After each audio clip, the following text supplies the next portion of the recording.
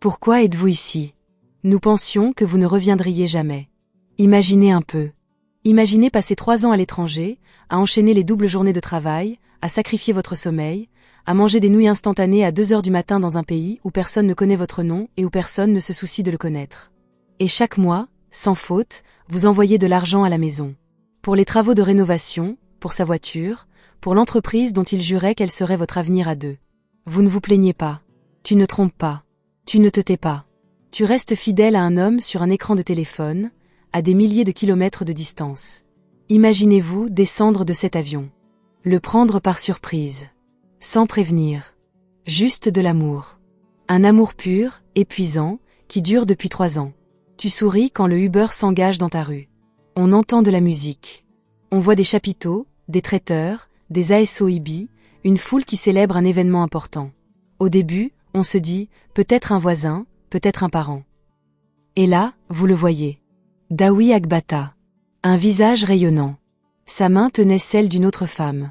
Une femme en robe de mariée. Et avant même que vous ayez pu reprendre votre souffle, avant même que votre cerveau ne réalise ce que vous voyez, sa mère s'avance, vous regarde droit dans les yeux et dit « On pensait que tu ne reviendrais pas, c'était moi. » Cette femme debout à la porte avec 2 valises et la poitrine brisée. C'était moi. Et je dois vous raconter la suite. Car personne dans ce complexe n'était préparé à cela. Mais avant de vous plonger dans cette journée, il faut que vous compreniez qui j'étais avant que cela n'arrive. Je ne suis pas du genre à rechercher le drame. Je ne suis pas du genre à m'effondrer en public sous le regard et les chuchotements des autres. Je ne suis pas naïve. Je ne suis pas faible. Je suis le genre de femme qui, bien avant d'embarquer pour ce vol retour, avait déjà eu certaines conversations. Oh, avec un avocat, avec une banque, avec moi-même. Car 3 ans de silence ne signifie pas 3 ans d'aveuglement. Certains d'entre vous pressentent déjà où cela nous mène. La plupart d'entre vous vont être surpris. Reste avec moi. Je n'ai dit à personne que je revenais. Pas même à ma mère. Pas ma sœur de Surulré. Pas même Bimp. Ma meilleure amie depuis le lycée. Moi qui n'ai jamais gardé un secret plus de 48 heures, j'ai gardé ce retour comme un trésor.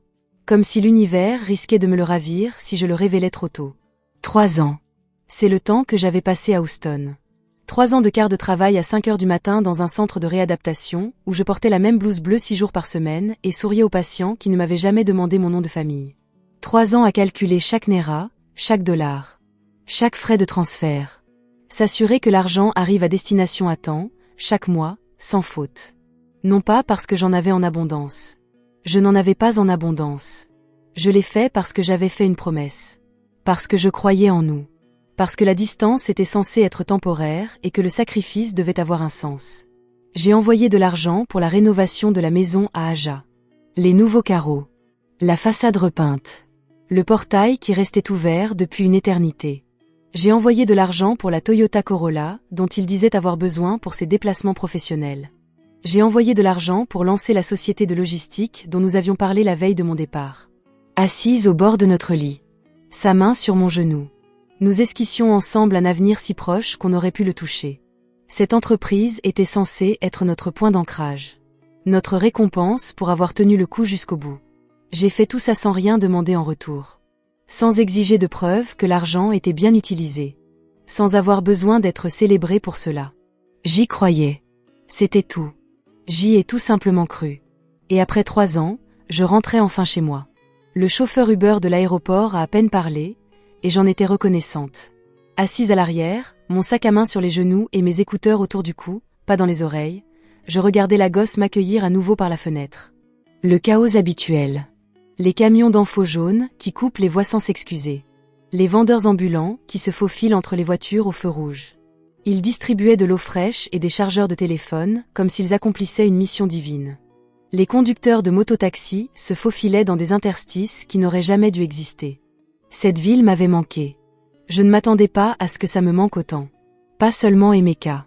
Pas seulement la maison. Mais le bruit lui-même. Et pourtant, l'énergie débordante de la gosse. Houston était propre, calme et efficace. Et ça m'a presque rendu fou. Circulation dense, marmonna le chauffeur quelque part près d'Aja. Il embrassa lentement ses dents. J'ai ri. Un vrai rire. Ce genre de choses que j'avais presque oublié vivait en moi. Pas de la gosse, ai-je dit. Les embouteillages ne nous tueront jamais. Il m'a jeté un coup d'œil dans le rétroviseur et a souri. Je me suis retournée vers la fenêtre. Je souriais encore quand nous avons tourné dans ma rue. J'ai entendu la musique avant même de voir quoi que ce soit. Une musique profonde et riche. La grande vie. Les tambours qui parlent. Le genre qui ne reste pas enfermé dans une enceinte. Le genre de musique qui escalade la clôture, envahit la route et se fait entendre à tout le voisinage. Ma première réaction fut la joie. La musique, c'était la vie. La musique était synonyme de fête. La musique, c'était le rassemblement des gens autour d'un moment agréable. Alors je me suis penchée en avant et j'ai regardé à travers le pare-brise. Des auvents, blancs et dorés, qui s'étendent sur toute ma propriété et débordent au-delà du portail, dans la rue. Des traiteurs en uniformes identiques s'activaient avec l'efficacité de personnes payées pour nourrir des centaines d'invités. Tant d'invités. Porteurs le même acébi coordonné. Tissu choisi ensemble. Un tissu qui demande de la planification. Un tissu qui laisse penser que quelqu'un s'est assis il y a des mois et a décidé que ce jour-là valait la peine de s'habiller. Ma première pensée a été que je m'étais trompée de rue. Puis j'ai vu le portail. Le portail que j'avais fait réparer.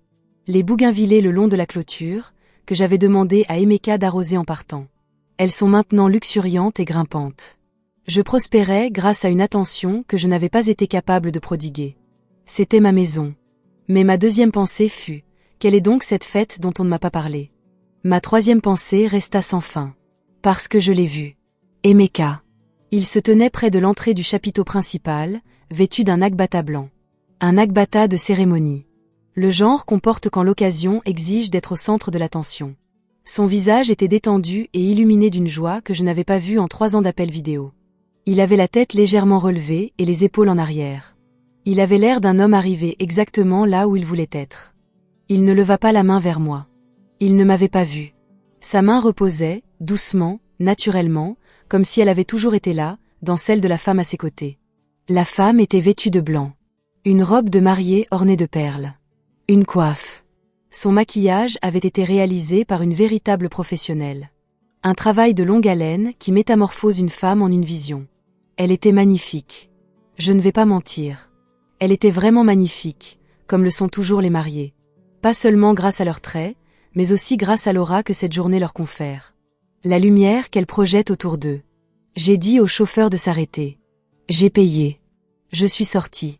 Je me suis tenue à l'entrée de ma propriété, mes 2 valises posées à terre à côté de moi. Je n'ai pas crié. Je ne me suis pas effondrée à genoux. Je n'ai pas fait de scandale. Je n'ai donné à personne la satisfaction de me voir m'effondrer en public. Je suis restée immobile. Et le monde a continué de tourner autour de moi. La musique continuait de jouer. Un enfant passait en courant avec un ballon. Un traiteur me contournait sans me regarder. Et puis, en moi, un silence absolu s'est installé. Voilà ce à quoi personne ne vous prépare. Certaines douleurs ne se manifestent pas comme on l'imagine. Elles ne sont pas bruyantes. Le silence se fait, comme une coupure de courant. Un instant, la lumière revient. Et puis la lumière disparaît tout simplement. Et les ténèbres qui suivent sont totales. Et le silence qui y règne est le bruit le plus assourdissant que vous ayez jamais entendu de votre vie. Je restais là, immobile, dans ce silence. Soudain, quelqu'un me remarqua. Une femme près de l'entrée, dont le regard me frôla avant de se détourner brusquement. J'ai vu le changement se dessiner sur son visage. Reconnaissance. Confusion. Alarme. Elle se tourna vers la personne à côté d'elle et murmura quelque chose. Cette personne se retourna. Et le murmure commença à se propager comme on murmure lors des rassemblements nigérians. Vite. Électrique. Je parlais à tout le monde jusqu'à ce que quelqu'un se retourne complètement. N'est-ce pas sa femme? Celle d'Amérique? La musique continuait. Mais l'atmosphère avait changé.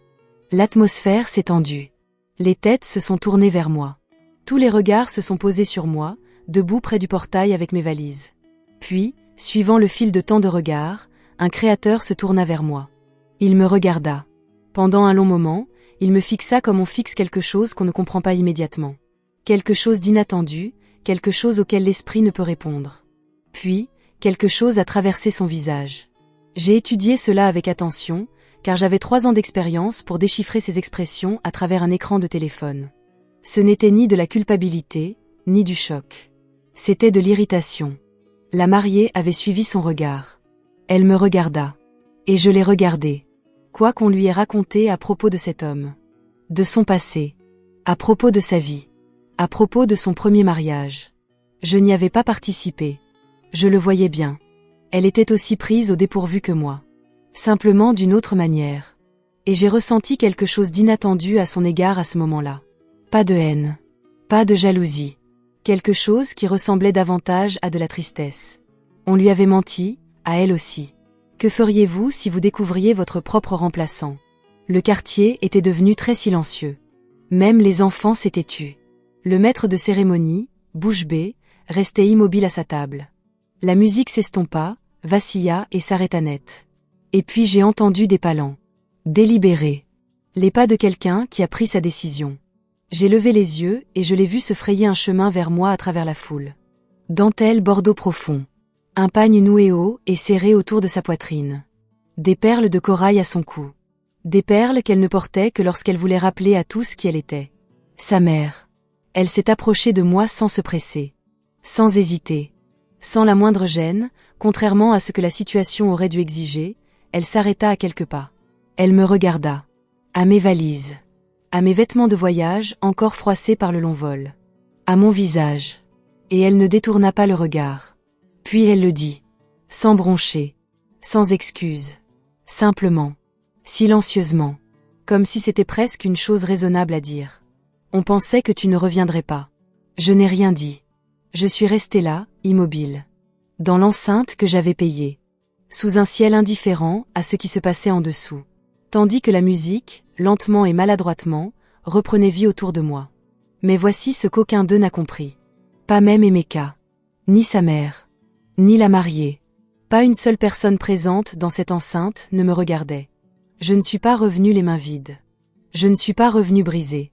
Je ne suis pas revenue sans préparation. J'étais revenue avec des reçus. J'étais revenue avec un avocat. J'étais revenue avec un plan. Et j'étais sur le point d'utiliser les trois. Permettez-moi de vous parler d'un aspect de la société nigériane qu'on ne trouve jamais dans les manuels scolaires. Lorsqu'un mariage se brise, ce n'est jamais l'homme qui en est responsable. C'est toujours la femme qui est partie. Toujours la femme trop ambitieuse. Toujours la femme qui a oublié sa place en voyageant. Toujours cette femme qui devait être partie à l'étranger. Sinon, pourquoi un homme bien chercherait-il ailleurs? J'étais rentrée à Lagos depuis moins de 6 heures. Et déjà, j'étais la méchante de ma propre histoire. Je n'ai pas fermé l'œil de la nuit. Après les paroles de sa mère. Après que tous ces inconnus m'ont dévisagé comme si j'étais une intruse chez moi. J'ai fait quelque chose qui m'a moi-même surpris. J'ai souri. Pas un sourire joyeux. Pas un sourire brisé. Pourtant, ce genre de sourire qui apparaît quand le corps comprend que l'esprit a déjà dépassé l'émotion pour se tourner vers quelque chose de plus froid. De plus utile. J'ai pris mes valises. Je suis entrée dans la maison. Je suis montée à l'étage. Et je me suis enfermée dans la salle de bain. Je me suis assise sur le rebord de la baignoire et j'ai pleuré. Pas fort. Pas de façon théâtrale. Discrètement. Le genre de pleurs qu'on ne voit pas. Ce genre de choses où votre corps libère quelque chose qu'il retenait depuis bien plus longtemps que vous ne le pensiez. 3 ans d'espoir prudent. 3 ans à vous convaincre que la distance en valait la peine. Pendant 3 ans, j'ai cru que l'homme au bout du fil était celui que j'avais épousé. Je me suis accordé 20 minutes. Puis je me suis lavé le visage, je me suis regardée dans le miroir et je suis ressortie. Parce que je n'étais pas revenue à Lagos pour pleurer dans une salle de bain. Le lendemain matin, j'ai commencé à entendre les choses qu'il avait dites sur moi. Pas directement de la bouche d'Emeka. Il pouvait à peine me regarder. Il se déplaçait dans la maison comme un homme naviguant dans une pièce jonchée de tessons de verre. Prudent et silencieux, il espérait ne rien pouvoir lui couper. Les invités étaient partis. On rangeait les chapiteaux juste devant ma fenêtre. La jeune mariée, dont j'apprendrai plus tard qu'elle s'appelait Chao, avait été discrètement conduite chez un parent non loin de là. La fête était terminée. Mais l'histoire ne faisait que commencer. Elle m'est apparue par bribes, comme c'est toujours le cas. Ma sœur appelait de Surulé. Elle avait eu des nouvelles d'une tante qui les avait reçues d'une personne de l'église, laquelle les avait reçues d'un cousin d'Emeka. « Ada, dit-elle prudemment, qu'as-tu entendu ? Dis-moi, répondis-je. Elle me le raconta, et selon Emeka, selon la version des faits qu'il avait soigneusement élaborée et diffusée pendant des mois au sein de la famille, dans les groupes de l'église, sur WhatsApp et lors de conversations informelles autour d'une soupe au poivre et de boissons fraîches, je l'avais abandonné. Pas un départ temporaire. Il n'a pas été muté pour le travail que nous avions convenu ensemble. Abandonné. Il a dit aux gens que j'avais refusé de revenir. Il disait que je ne répondais plus à ses appels. Étrange, car j'avais les relevés d'appels pour prouver le contraire. Il disait aussi que j'avais quelqu'un à l'étranger. Un homme. Il disait que j'avais construit une nouvelle vie et simplement oublié l'ancienne. Il disait aux gens que j'avais changé. L'Amérique m'avait changé. Je ne la respectais plus. Je ne me soumettais plus. Elle ne se comportait plus comme une épouse convenable. Et les gens l'écoutaient. Bien sûr qu'ils l'écoutaient. Non pas parce que cette histoire leur paraissait cohérente, mais parce qu'elle correspondait au schéma narratif qu'ils connaissaient déjà, celui de la femme qui voyage et se perd. Le mari laissé pour compte. Patient et résigné. Finalement contraint de partir. C'était une histoire que la gosse avait racontée 100 fois. Personne ne m'a demandé ma version. Pas un seul ancien. Pas une seule de nos tantes qui avait dansé à notre mariage. Pas même le pasteur qui avait uni nos mains en nous disant que nul ne devait séparer ce que Dieu avait uni. Leur décision était déjà prise. Je voudrais faire une pause et vous poser une question directe. Pourquoi, lorsqu'un mariage se brise, la première chose qu'une famille fait est-elle de croire la personne restée au lieu d'enquêter sur ce qui s'est réellement passé? Pourquoi la présence physique est-elle automatiquement synonyme d'innocence? Pourquoi l'éloignement est-il automatiquement synonyme de culpabilité? Et moi, j'étais à Houston, je travaillais sans relâche pour construire un avenir à un mariage qui se détruisait dans mon dos. Et d'une manière ou d'une autre, c'était moi qui avais abandonné quelque chose. Imaginez un peu. Je suis allée dans ma chambre cet après-midi-là. La chambre qu'Emeka et moi partagions. Celle que j'avais fait rénover à grands frais. Celle dont j'avais choisi les nouveaux rideaux dans une boutique de Houston et que j'avais fait livrer chez moi, car je voulais que l'atmosphère y soit différente à mon retour. Les rideaux étaient là. Mais mes vêtements avaient disparu. Mon côté de l'armoire était vide. Ils n'avaient pas été déplacés dans une autre pièce. Pas emballés dans des cartons. Disparus. Comme si je n'y avais jamais vécu. Comme si ma présence dans cet espace avait été si complètement effacée que même mon absence avait été dissimulée. À leur place, là où se trouvaient mes robes, pendaient des vêtements de femmes que je ne reconnaissais pas. Des chemisiers. Des emballages. Une rangée de chaussures soigneusement alignées sur le sol. Sur la table de chevet où se trouvait autrefois ma Bible et ma crème pour les mains, une photo encadrée. Emeka et Shinho. Il souriait à l'objectif avec l'aisance de deux personnes à qui cet espace appartenait. Je suis restée longtemps sur le seuil. Je me suis alors approchée de la fenêtre et j'ai contemplé le domaine en contrebas. Je voyais les dernières tentes de mariage se plier et se charger sur un camion. Et j'ai repensé aux paroles que mon amie avocate Ada Ora m'avait adressées avant mon départ d'Houston. Documente tout, Ada. Chaque virement. Chaque reçu. Vous pouvez enregistrer toutes les conversations. Ne retournez pas dans cette situation sans avoir de notes. Je l'avais écouté. Je me suis détournée de la fenêtre. Et puis je l'ai trouvé. Il était dans le tiroir du petit bureau qui se trouvait dans le coin de la pièce. Le bureau que j'avais acheté. Le bureau que j'avais moi-même monté ses escaliers le jour de notre emménagement. Un document. Plusieurs pages pliées ensemble. Je les ai ouvertes lentement. Des papiers de divorce. Mon nom y figurait. Son nom y figurait. La date remontait à 8 mois. Il y a 8 mois, alors que je travaillais de nuit à Houston et que j'envoyais de l'argent à ma famille tous les mois, une ligne de signature m'attendait en bas. Vide. Je n'avais jamais vu ces documents de ma vie. Aucun avocat ne m'avait jamais contacté. Je n'avais jamais reçu de notification. Je n'avais jamais rien signé. Je restais là, ces pages entre les mains, et je sentis quelque chose s'apaiser en moi. Pas de la panique. Non pas du chagrin. Quelque chose de calme, de certain, presque de serein. Car à cet instant précis, tout est devenu limpide. Et il n'avait pas divorcé. Il avait simplement décidé que je partais et avait agi en conséquence. Il a raconté sa version des faits au monde entier. Il a effacé ma présence de ma propre maison et a épousé une autre femme dans ma propriété. Alors que j'étais encore son épouse.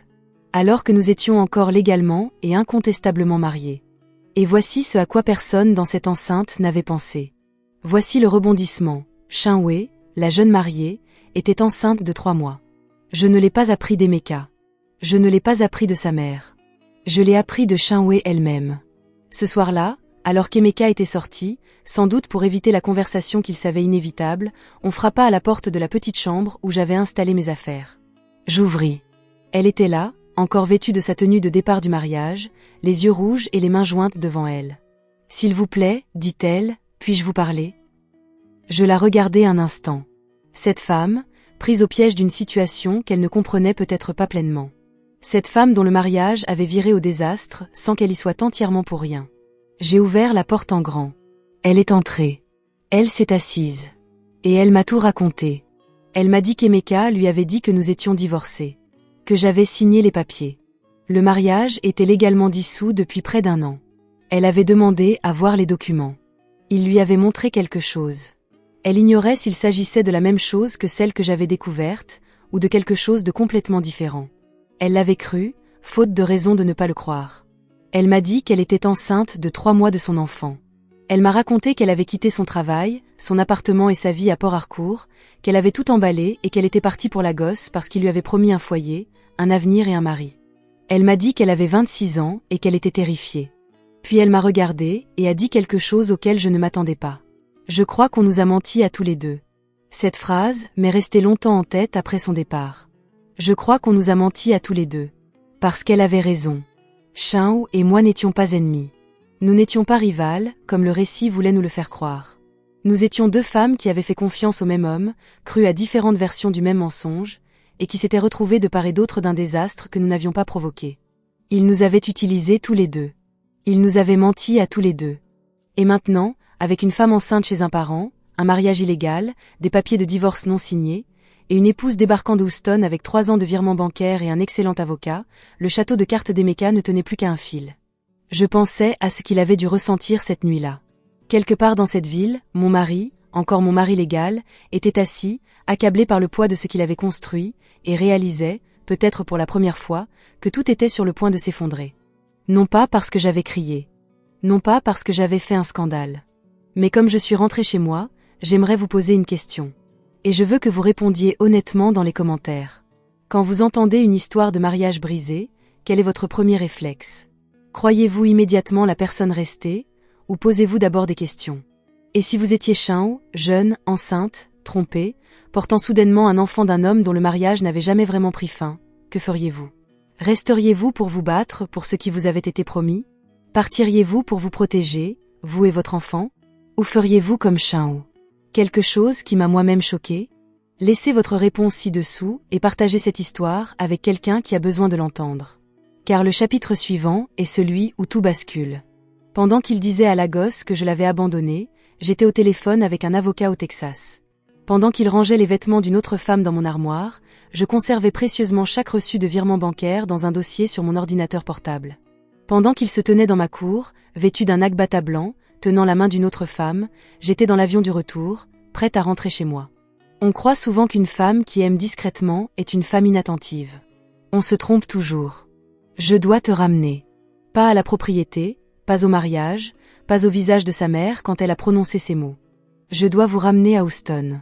À un mardi soir, environ 14 mois avant mon retour, une nuit qui a tout changé, même si je ne le comprenais pas pleinement à l'époque. Je venais de terminer un double service, 12 heures debout. De retour dans mon petit appartement, j'ai posé mon sac près de la porte et me suis assise par terre dans la cuisine, trop fatiguée pour aller jusqu'au canapé. Assise là, je grignotais des crackers en faisant défiler mon téléphone quand j'ai vu un message dans une conversation de groupe que j'avais presque mise en sourdine. C'était une capture d'écran. Quelqu'un l'avait publiée sans identifier personne. J'aime bien la façon dont les gens publient des choses quand ils veulent que l'information se répande, mais sans en assumer la responsabilité. Capture d'écran d'une publication Facebook publique, sans paramètre de confidentialité. La publication provenait d'une femme de la gosse, une amie d'une ancienne camarade d'université. Je ne la connaissais pas personnellement. Elle félicitait Emeka pour sa prochaine cérémonie d'introduction. J'ai lu le message 3 fois. Puis j'ai posé mon téléphone face contre table sur le sol de la cuisine et je suis restée immobile pendant un long moment. Une partie de moi avait envie de l'appeler immédiatement, de crier, d'exiger, de le menacer, de faire tout ce que le choc vous pousse à faire. Mais j'avais appris quelque chose sur moi-même durant ces années à Houston. J'avais appris que mon premier réflexe face à la menace était de faire du bruit, et j'avais fini par comprendre que faire du bruit était presque toujours la mauvaise stratégie. J'ai donc appelé Ada Ora. Ada Ora avait été ma plus proche amie à Houston pendant 2 de mes 3 années là-bas. Avocate nigériane formée au droit nigérian et américain, elle possédait cette perspicacité propre à ceux qui ont dû se battre pour obtenir chaque diplôme. Nous nous étions rencontrés lors d'une réunion paroissiale et avions sympathisé grâce à Yall of Rice et à la solitude particulière que ressent une Nigériane à l'étranger, devant gérer trop de choses à la fois. Je l'ai appelée et je lui ai raconté ce que j'avais vu. Elle est restée silencieuse un instant. Puis elle a dit, « Ada, avant toute chose, je veux que tu m'écoutes attentivement. » Je l'ai écoutée. Ce qu'elle m'a dit pendant l'heure qui a suivi a complètement bouleversé la tournure des événements à venir. Elle m'a expliqué qu'au Nigeria, un mariage civil, célébré à l'état civil, ne peut être dissous par une simple cérémonie. Un homme ne peut pas y mettre fin en décidant simplement d'y mettre fin, en l'annonçant à sa famille et en se remariant. Une décision de justice est nécessaire. Cela nécessite une procédure légale. Il faut au minimum que les deux parties soient officiellement informées. Elle m'a expliqué que toute cérémonie traditionnelle ou religieuse célébrée alors qu'un mariage civil est encore en vigueur n'est pas un mariage valide selon la loi nigériane. Juridiquement parlant, c'est nul et non avenu. Elle m'a expliqué qu'un homme qui célébrerait une telle cérémonie s'exposerait à de graves conséquences juridiques. Elle m'a conseillé de retrouver mon certificat de mariage, d'en faire des copies, de le photographier, de le télécharger sur un service de stockage en ligne, de me l'envoyer par courriel et d'en confier une copie à une personne de confiance à Lagos. Elle a alors dit quelque chose que j'ai immédiatement noté. Elle a dit, « L'argent que vous m'envoyez, ce n'est pas seulement de l'amour. Selon le droit de propriété, c'est une contribution. Consignez tout comme une preuve, pas comme un cadeau.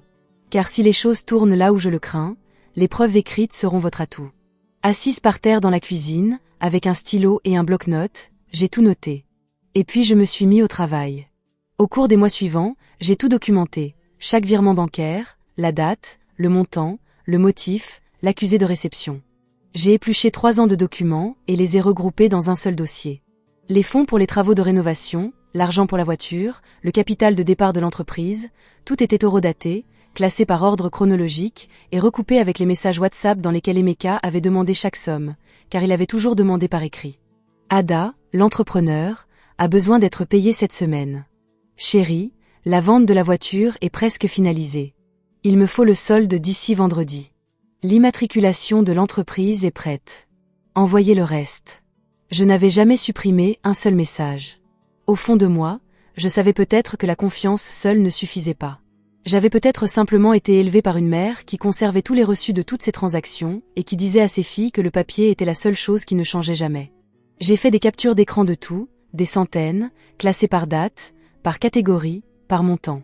J'ai également contacté une avocate spécialisée en droit immobilier à Lagos, recommandée par Diora, Madame Okafor, qui avait un cabinet à Victoria Island et était réputée pour défendre les femmes expulsées de leurs biens légaux.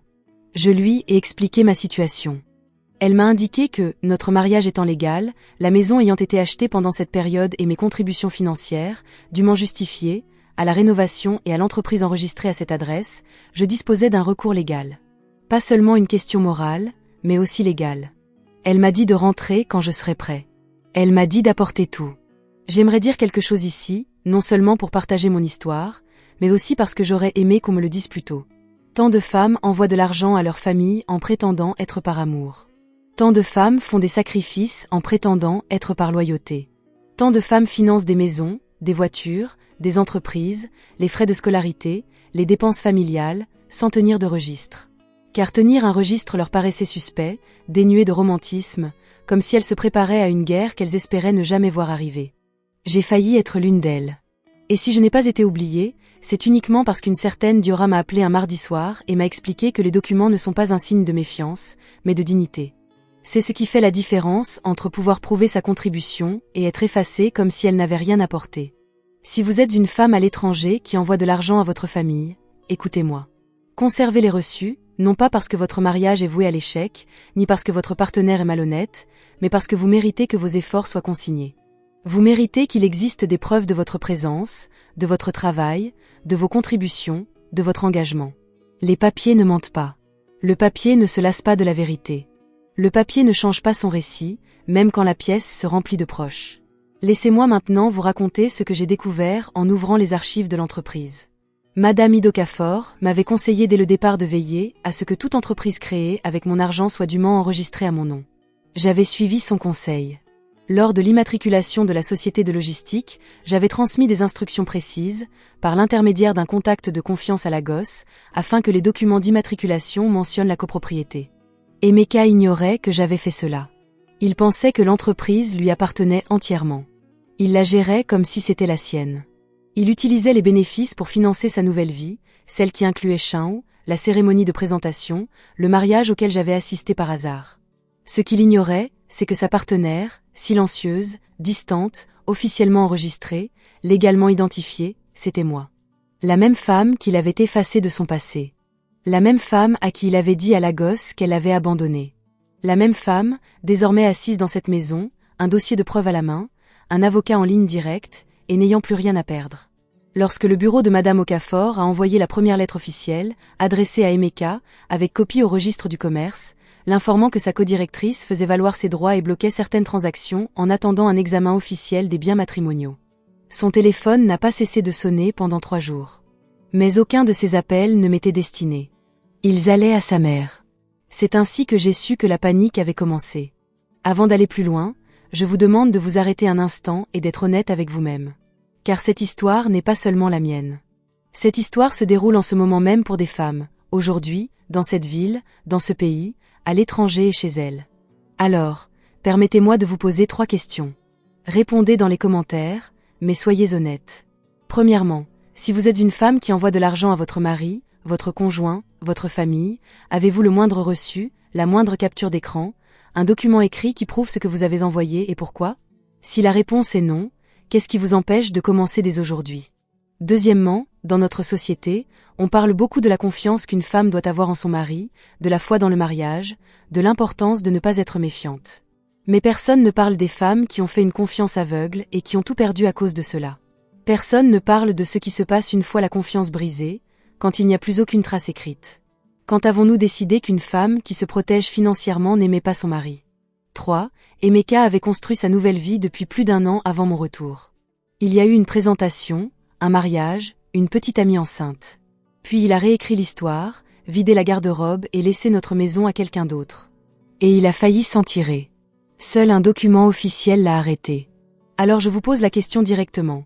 Connaissez-vous quelqu'un qui a besoin d'entendre cette histoire, non pas pour se divertir ou pour le côté dramatique du récit, mais parce que cette personne travaille à l'étranger, enchaînant les heures supplémentaires, envoyant de l'argent à sa famille tous les mois, en toute confiance, sans aucun document écrit. Identifiez-les, partagez ceci, envoyez-les en privé si nécessaire, car la réunion de famille arrive dans le prochain chapitre. Et ce que j'ai apporté dans cette pièce, aucun de ses oncles et tantes ne s'y attendait. La femme qu'il pensait pouvoir faire taire par la parole avait un dossier. Et ce dossier allait parler de lui-même. Au Nigeria, tout donne lieu à une réunion. Un décès, une réunion. Lorsqu'une personne se marie, une réunion a lieu. Lorsqu'une personne dérape, une réunion a lieu. Et lorsqu'une femme revient de l'étranger et bouleverse la vie que son mari a discrètement construite sans elle, une réunion est absolument, certainement, inévitable. Ils ont pris cette décision 3 jours après mon retour. L'oncle d'Amika, l'aîné, celui que tout le monde appelle Papa Femi, celui dont la voix plonge une pièce dans le silence dès qu'il y entre, a fait savoir par sa mère que la famille se réunirait samedi matin pour régler la question. C'est l'expression qu'ils employaient, régler la question, comme si j'étais une question à régler. Comme si 3 ans de ma vie, 3 ans de mes économies, 3 ans de fidélité pouvaient se condenser en un samedi matin et se régler autour d'une noix de cola et d'une eau minérale. J'ai dit que je serais là. Ce que je ne leur ai pas dit, c'est ce que j'apportais. Le matin de la réunion, je me suis réveillée avant 5 heures, non pas par anxiété, même si je ne vais pas nier en avoir ressenti. Je me suis levée tôt parce que je voulais être sereine avant que la journée ne commence. Je voulais prendre un moment pour moi avant de les rencontrer. Je voulais arriver à ce cercle de chaises en étant la personne la mieux préparée. Et la préparation, je l'ai appris, ne se fait pas à la hâte. J'ai préparé du thé. Assise à la table de la cuisine, ma table de cuisine, j'ai rouvert une fois de plus le dossier sur mon ordinateur portable. Les relevés de virements bancaires, 3 ans de documents, chaque montant, chaque date, chaque motif, des captures d'écran WhatsApp, ces mots, demandant chaque virement, horodaté, intact, irréfutable. L'acte de mariage, officiel, signé, enregistré, parfaitement valide.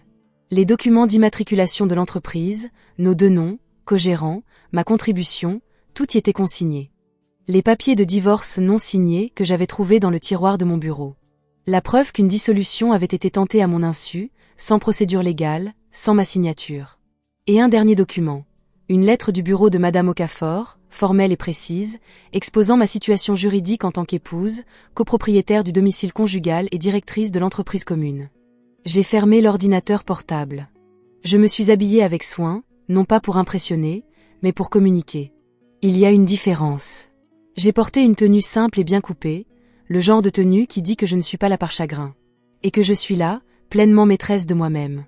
Je suis arrivée chez Papa Femi à 10 heures précises. La pièce était déjà pleine. Les chaises étaient disposées en cercle.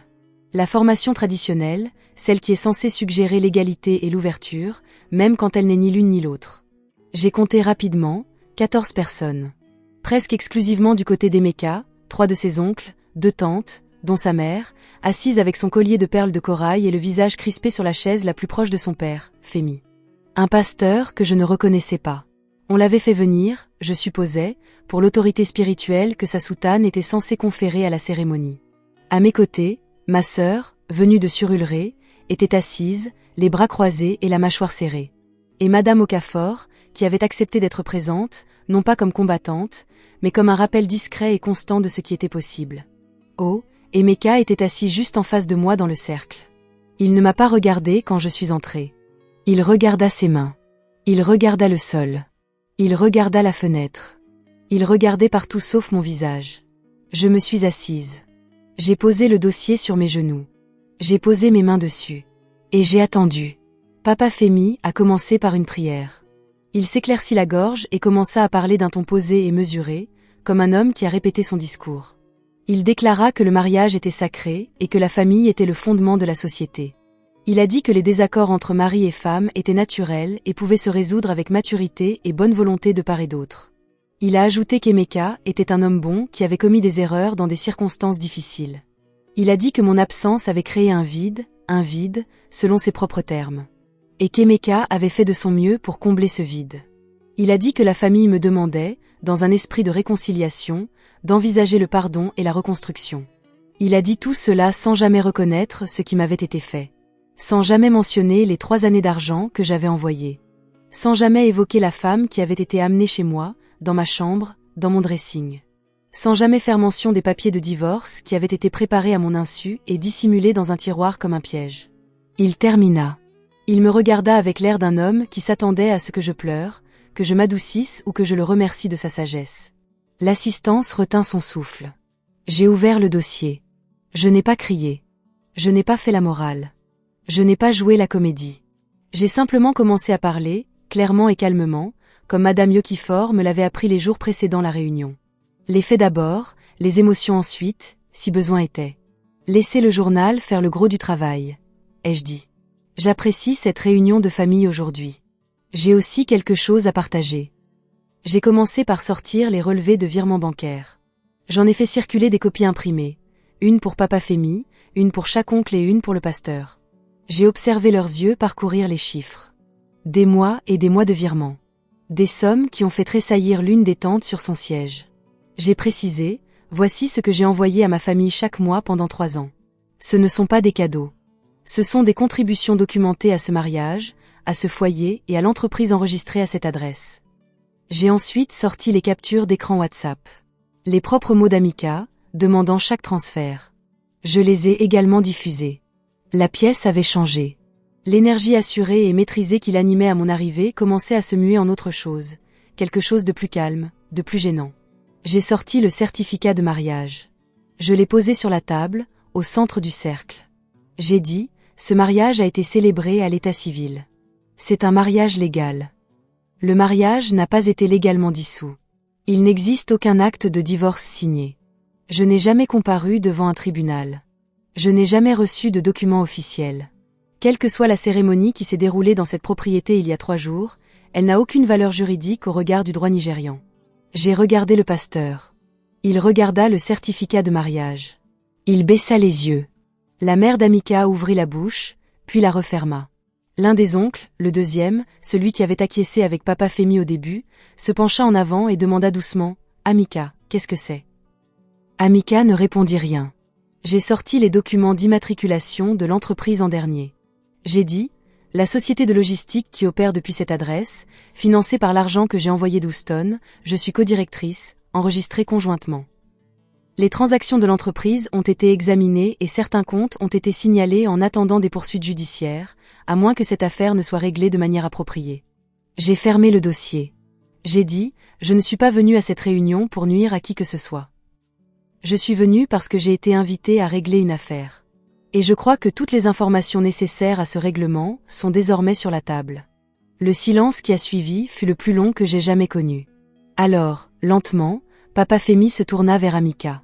Et Amika, mon mari, l'homme à l'agbata blanc, celui qui avait dit à la gosse que je l'avais abandonné, celui qui avait vidé mon armoire et posé les photos d'une autre femme sur ma table de chevet, leva enfin les yeux. Il me regarda, et pour la première fois depuis mon retour, je lus sur son visage. Non pas de l'irritation, ni de la défiance, mais de la peur. Le pasteur prit la parole le premier. Il expliqua avec précaution que la seconde cérémonie ne pouvait être reconnue par la loi si le premier mariage était toujours valide. Il l'a dit comme on dit quelque chose qu'on regrette d'avoir à dire, à voix basse, sans croiser le regard de personne, comme quelqu'un qui recule devant un feu. Puis, Papa Femi a dit quelque chose auquel je ne m'attendais pas. Il a dit « Amika, tu nous as dit que le divorce était prononcé. » Amika ne dit rien. Papa Femi dit « Tu as dit à cette famille et à moi-même que les papiers étaient signés et que le mariage était légalement terminé. » Toujours rien. L'une des tantes émit un son, pas un mot, un son. Ce son si particulier qu'une Nigériane émet lorsqu'elle vient de comprendre qu'elle a été instrumentalisée dans quelque chose qui la dépassait. Un son de prise de conscience, de colère qui monte lentement. La mère d'Amika restait immobile. Son collier de perles de corail ne bougeait pas. Son expression demeurait impassible. Mais quelque chose a changé dans son regard. Et j'ai vu cela se produire, car je l'observais attentivement. Elle le savait, ou elle le soupçonnait, ou elle avait choisi de ne pas poser la question, car la réponse aurait compliqué l'histoire à laquelle elle avait déjà décidé de croire.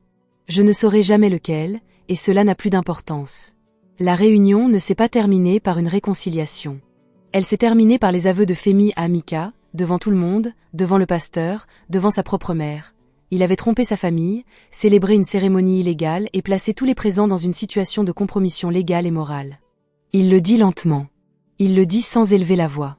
Mais le poids de ses paroles emplit la pièce.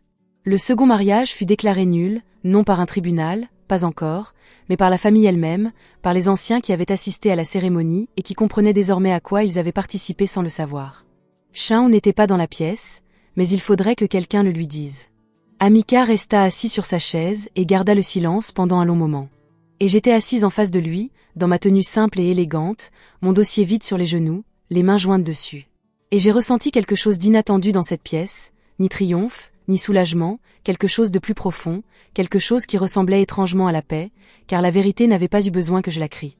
Elle n'avait pas eu besoin que je la mette en scène ou que je supplie qui que ce soit de la croire. Il suffisait de la poser sur une table, et elle parlait d'elle-même. Avant de passer au chapitre suivant, j'aimerais que vous réfléchissiez à une question, et je ne la pose pas à la légère. Je la pose parce que je souhaite sincèrement connaître votre avis, car la réponse révèle quelque chose de profond sur la façon dont nous avons été élevés quant à la perception des femmes, du mariage et du silence. Tous ceux qui étaient dans cette pièce, les oncles, les tantes, le pasteur, sa mère, connaissaient la version d'Amika depuis des mois. Pas un seul ne m'avait appelé. Pas un seul ne m'avait demandé mon avis. Aucun d'eux n'avait dit, avant ce samedi matin, « Attendez, laissons la femme s'exprimer avant de poursuivre. » Ils avaient assisté au mariage d'un homme qu'ils savaient encore marié. Ils avaient fait la fête. Ils avaient porté la zouabi. Ils avaient mangé. Et ils s'étaient dit que cela ne les regardait pas. Voici donc ma question, et j'attends votre réponse sincère dans les commentaires. Si vous aviez fait partie de ce groupe et découvert, à mi-réunion, que tout ce qu'on vous avait raconté pendant des mois était un mensonge, auriez-vous eu le courage de le dire ouvertement devant tout le monde? Ou seriez-vous resté silencieux pour préserver la paix, car le silence dans cette pièce n'était pas neutre? Le silence était un choix. Et le chapitre suivant traite de ce qui arrive lorsque ceux qui ont choisi le silence sont finalement contraints d'en assumer les conséquences. Tout le monde voulait savoir ce que j'allais faire à lui, à sa famille, à la mienne. Les voisins qui avaient assisté à toute la scène, cachés derrière leurs rideaux et leurs murs. Ceux qui avaient entendu l'histoire de bouche à oreille et qui la suivaient maintenant comme on suit un film qu'on a commencé à moitié. Impatient de connaître la fin, il la soupçonnait déjà. Il s'attendait à du feu. Il s'attendait à voir une femme bafouée se comporter comme on l'attend d'une femme bafouée à la gosse. Les cris, l'exposition médiatique et la publication sur les réseaux sociaux qui nomment les responsables et réduit tout en cendres. Le procès intenté avec un maximum de médiatisation, la presse, les larmes filmées, la vengeance qui s'annonce bruyamment pour que tous ceux qui ont douté de vous sachent une fois pour toutes qu'ils ont eux aussi été lésés. Ils s'attendaient à la destruction. Ce que je leur ai donné à la place a semé la confusion générale. Et c'était l'acte le plus marquant de toute ma vie. Laissez-moi vous raconter comment se sont déroulées les semaines qui ont suivi la réunion de famille. Emeka a supplié, non pas une seule fois, mais à plusieurs reprises, non pas discrètement, mais désespérément. Il est venu me voir 3 jours après la réunion, son chapeau à la main, la voix dépouillée de toute son intensité habituelle. Il avait perdu toute confiance. Le récit soigneusement construit avait disparu. Il ne restait plus qu'un homme, debout dans le couloir d'une maison qu'il avait tenté de s'approprier, demandant à une femme qu'il avait essayé d'effacer si elle pouvait trouver en elle la force de recommencer. Il avoua avoir commis une erreur. Il m'a dit qu'il se sentait seul. Il a dit que la distance l'avait marqué, qu'elle avait brisé quelque chose en lui qu'il ne savait pas comment réparer. Et qu'au lieu de me le dire, au lieu d'être honnête sur ce qu'il ressentait, il avait fait des choix irréversibles. Il a dit que Shao ne comptait pas pour lui. Puis il s'est repris et a dit que ce n'était pas juste, qu'elle portait son enfant, qu'il ne cherchait pas à la rabaisser, mais que ce qu'il avait avec moi était différent, était réel, était ce qu'il voulait vraiment protéger. Il a dit, « Ada, nous avons construit ça ensemble. Ne laissez pas ça se terminer ainsi. » J'ai tout écouté. Je l'ai laissé finir. Et puis j'ai dit, « Je sais, parce que je le savais. » Je savais qu'il s'était senti seul. Je savais que la distance avait été difficile, non seulement pour moi, mais pour nous deux. Je savais que la solitude, lorsqu'elle reste inexprimée au sein d'un mariage, peut avoir des conséquences difficiles à expliquer, et encore plus difficiles à pardonner. Je n'étais pas là, dans ce couloir, à prétendre avoir été parfaite, ni que la situation avait été facile, ni que rien n'avait été perdu durant ces 3 années d'échanges téléphoniques et de décalage horaire. Je le savais, et cela n'y changeait rien. Car voici ce que j'avais appris, assise sur le sol de cette cuisine à Houston, et durant les mois de préparation attentive et silencieuse qui ont suivi, et lors de la réunion de famille où j'avais mis la vérité au grand jour et l'avais vu agir. Le pardon n'est pas synonyme de retour de bâton. Je pouvais pardonner à Amika. Je comprenais les circonstances qui l'avaient conduit à faire ses choix. Oui, je pouvais accueillir toute la complexité de la situation, sa solitude, sa faiblesse, l'échec profondément humain d'un homme qui n'avait pas eu la force d'attendre ni l'honnêteté de demander de l'aide. Je pouvais pardonner tout cela, et pourtant choisir de ne pas revenir en arrière. Non pas parce que je le haïssais, non pas parce que je voulais le punir, non pas parce que je souhaitais que le monde entier le voie souffrir. Mais parce que j'avais passé 3 ans à construire ma vie autour d'une image de lui qui m'avait menti. Et je n'étais pas prête à passer les 3 prochaines années, ni même les 30 suivantes, à faire de même. Certaines choses, une fois brisées d'une certaine manière, ne reprennent pas leur forme initiale. Ce n'est pas de l'amertume. C'est simplement la vérité concernant certains types de dommages. J'étais rentrée chez moi pour me marier. Le mariage que j'attendais n'existait pas, et j'ai donc fait mon choix. Madame Yokifor a déposé la demande de divorce la semaine suivante, non pas parce que j'étais pressée de me débarrasser de lui. La procédure judiciaire prendrait du temps de toute façon, et je le comprenais. Mais comme le dépôt de la plainte constituait une déclaration, j'affirmais, le plus clairement possible, que j'avais analysé la situation en toute connaissance de cause et pris une décision réfléchie. Non pas une décision prise sous le coup de la colère, non pas une réaction impulsive, mais une décision. J'ai également fait valoir officiellement mes droits financiers. La maison, nous l'avions achetée ensemble pendant notre mariage. J'avais contribué financièrement à sa rénovation, et j'avais droit à ma part. Madame Yokifor a été claire à ce sujet, et la loi l'était également. Emeka ne l'a pas contesté. Je pense qu'à ce moment-là, il avait compris que contester ne ferait que prolonger une procédure qui lui coûtait déjà bien plus que de l'argent. L'entreprise a déclaré, je me suis retiré de mon poste de codirecteur de mon propre chef, après avoir négocié un accord qui reflétait ma contribution financière initiale. Je n'ai pas cherché à lui prendre l'entreprise. J'ai simplement récupéré ce qui m'appartenait. La voiture, je n'en voulais pas. J'ai dit à Madame Yokifor d'en tenir compte dans le règlement global et de lui laisser le bien matériel. Les symboles ne m'intéressaient pas. Ce qui m'intéressait, c'était le fond. Une fois tout cela fait, le dernier document signé, l'accord conclu et le chapitre juridique de l'affaire officiellement clos, j'étais assise dans le bureau de Madame Yokifor à Victoria Island, et j'ai ressenti quelque chose que j'attendais sans même le savoir. Je me sentais légère, pas vraiment heureuse, pas encore. Le bonheur viendrait plus tard, par petites touches discrètes. Comme toujours après qu'un poids lourd a enfin été déposé, mais la légèreté, elle, est arrivée immédiatement. La légèreté particulière d'une femme qui a cessé de porter un fardeau qu'elle n'a jamais eu à porter seule. Sa mère est venue me voir la semaine précédant mon départ de Lagos. Je ne l'attendais pas. J'ai ouvert la porte, et elle était là. Cette fois, pas de perles de corail, pas de dentelle bordeaux. Juste une femme en robe d'intérieur simple, paraissant plus âgée qu'au mariage, debout sur la marche, un sac d'orange à la main. Elle a dit, « Je ne sais pas si vous accepterez cela. » Je l'ai regardée un instant. Cette femme qui s'était avancée au milieu d'une foule et m'avait dit, sans embâge et sans la moindre excuse, qu'il pensait que je ne reviendrais pas. Cette femme, qui savait ou soupçonnait, ou qui avait choisi de ne rien demander, qui portait sa dentelle bordeaux et ses perles de corail, et qui avait participé à l'effacement de la femme de son propre fils. Je me suis éloignée de la porte. Je l'ai laissée entrer. Nous étions assises à la table de la cuisine, ma table de cuisine, et elle a parlé longuement. Pas vraiment des excuses, quelque chose de plus complexe. Elle a parlé de peur, de la terreur de voir son fils seul, en difficulté, sans savoir comment l'aider. Elle m'a parlé de la façon dont l'amour maternel peut rendre une mère complice de choses qu'elle n'approuverait jamais en toute conscience. Elle m'a expliqué comment elle s'était raconté l'histoire qu'elle avait besoin de se raconter, car l'alternative, que son fils mente, qu'une femme qu'elle avait accueillie dans sa famille soit lésée, était trop douloureuse à supporter. Elle ne m'a pas demandé de la pardonner. Elle ne m'a pas demandé de pardonner à Amika. Elle a simplement dit « Je te vois, Ada. Je vois ce que tu es. Et je regrette de ne pas l'avoir vu plus tôt. » Je lui ai servi du thé. Nous sommes restés assis ensemble pendant 1 heure. Et quand elle est partie, je suis restée sur le seuil et l'ai regardée s'éloigner dans l'allée de la propriété que j'allais bientôt quitter. Cette propriété que j'avais payée, rénovée, où j'étais rentrée chez moi, et que je choisissais maintenant de laisser derrière moi. Et j'ai senti quelque chose d'inattendu et d'immense me traverser. Ni colère, ni chagrin, mais la grâce.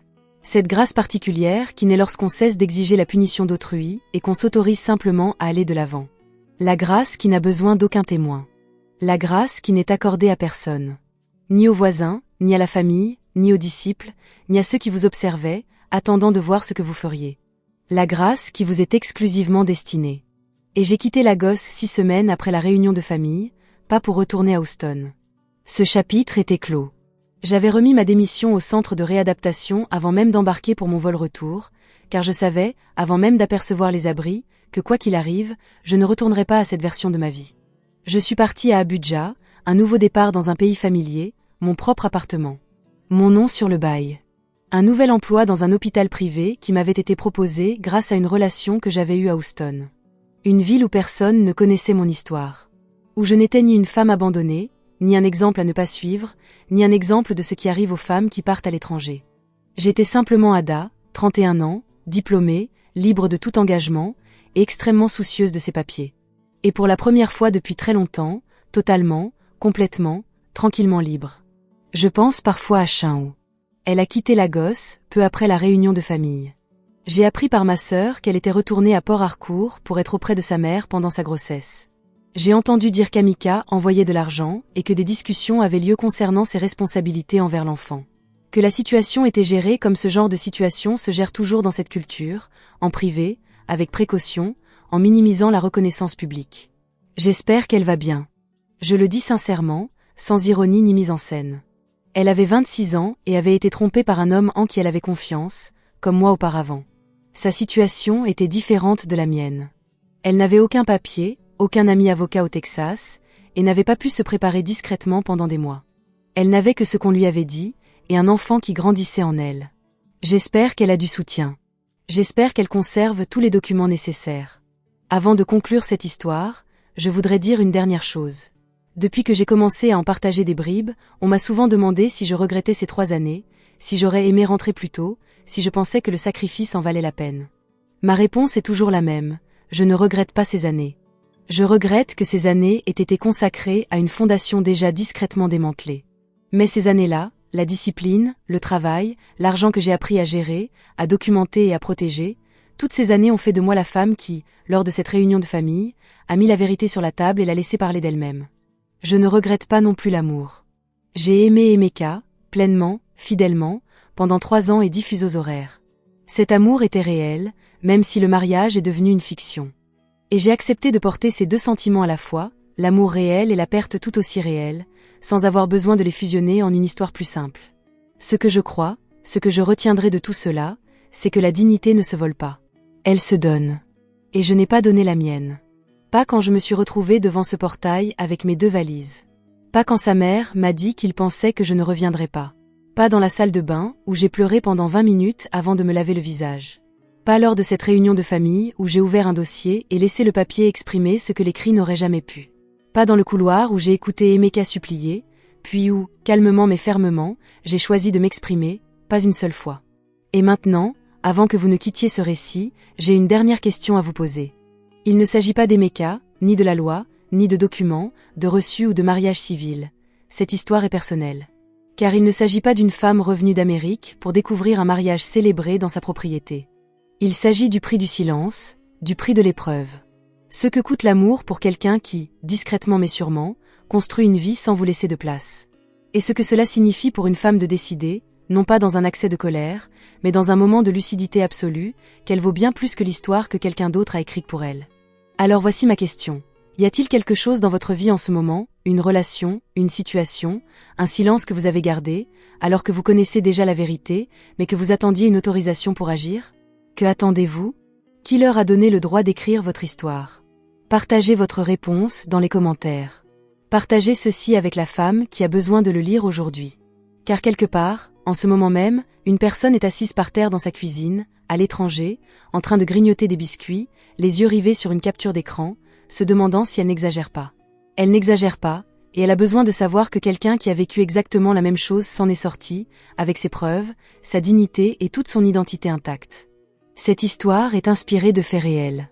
Les noms et les détails ont été modifiés, mais le silence qui entoure le sacrifice, les documents et le choix, eux, sont bien réels. Ils se produisent chaque jour et méritent d'être dénoncés. Merci de votre attention.